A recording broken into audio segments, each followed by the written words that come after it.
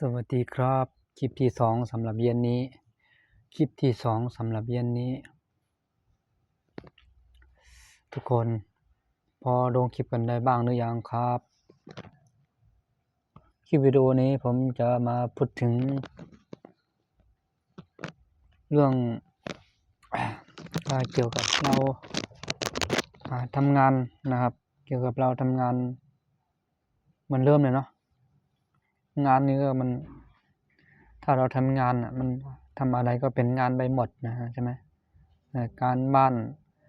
ทำงานบ้านแล้วก็ทำกับข้าวซักผ้าทำความสะอาดนี่ก็เป็นงานไปหมดนะฮะนะมันมีอยู่นะครับแต่ก็ทุกคนต้องแยกออกใช่ไหมทุกคนต้องแยกออกว่าอันไหนเป็นงานจริงๆอันไหนเป็นงานของเราแท้ๆอันไหนเป็นงานของหลักเราแท้ๆอันไหนเป็นงานหลักเราแท้ๆอย่างนี้โดยที่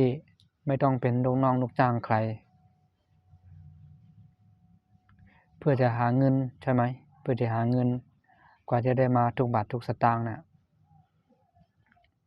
เราต้องทำอย่างไรดีไม่อยากเป็นลูกน้องกับเขาตลอดชีวิตให้เราทำงานส่วนตัวของเราแล้วก็อยากได้เงินแล้วก็ให้ได้เงินมาเลี้ยงครอบครัวเลี้ยงครอบครัวใช่ไหมหาเงินมาเลี้ยงครอบครัวโดยที่ว่า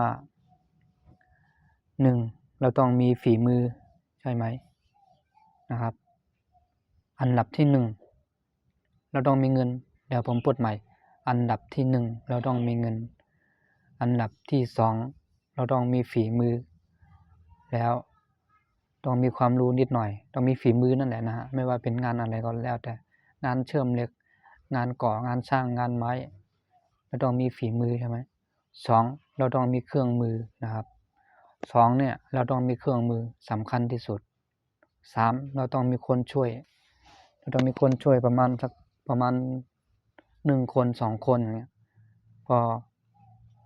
อันดับแรกนี่ให้เรามีคนช่วยประมาณ2คนก่อนนะอันนี้คือผมพูดถึง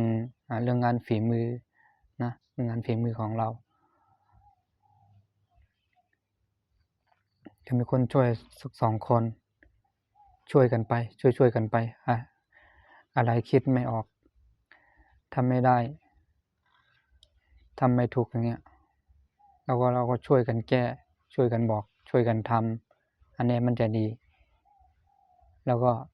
มีอะไรก็แบ่งกันกินนะมีอะไรก็แบ่งกันกินช่วยกันช่วยบอกกันนะไม่ต้อง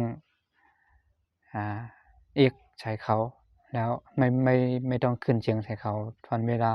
เราสั่งสอนเขาอย่างเงี้ยเราต้องใจเย็นๆนิดนึงต้องทำใจเราให้ได้ก็อยากจะฝากถึงแค่นี้นะครับสวัสดีครับ